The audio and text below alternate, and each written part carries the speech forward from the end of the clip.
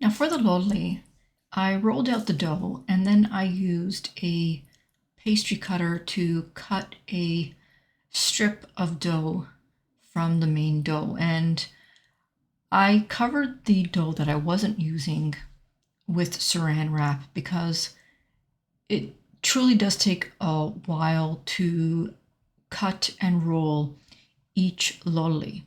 So to avoid the dough from drying out, I did cover the main piece of dough with saran wrap. Working with flour makes it easier to handle the dough and to roll the dough. And here I'm cutting it into little strips. You'll want to cut it into strips that are about 3/4 of an inch to 1/2 an inch wide.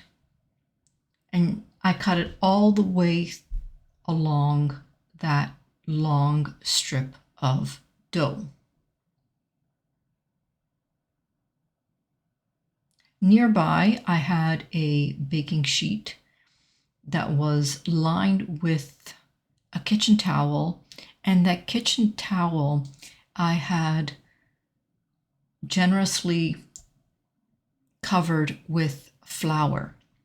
That way, as I rolled the lolli, I could place it in the on the baking sheet and let it rest there to dry until I was ready to use it. So here I'm rolling them, and really you're just rolling them to about 1/2 a finger size. The ends are going to be thin and the middle is going to be slightly chubby. And so I saw a friend's mom rolling out the lolli, and she basically just rolled them in the palm of her hand and just flipped them right off her palm, which is really, really neat. And that's what I'm trying to do right now. I'm just rolling it and flicking it off the palm of my hand.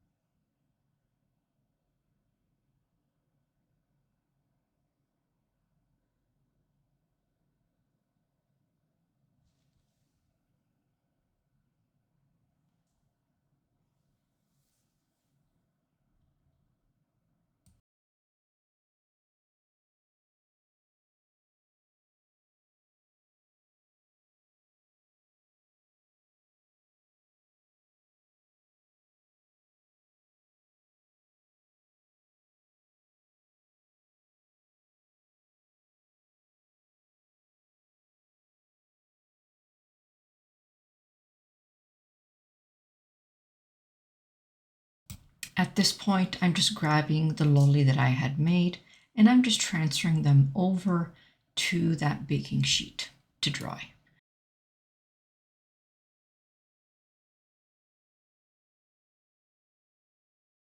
My recommendation is to leave them on the baking tray and let them dry in the fridge, uncovered, for a couple of hours or until you're ready to make them. You'll find full recipe details in the description and on the first comment. Come visit my website where you'll find lots of delicious recipes. Bye for now.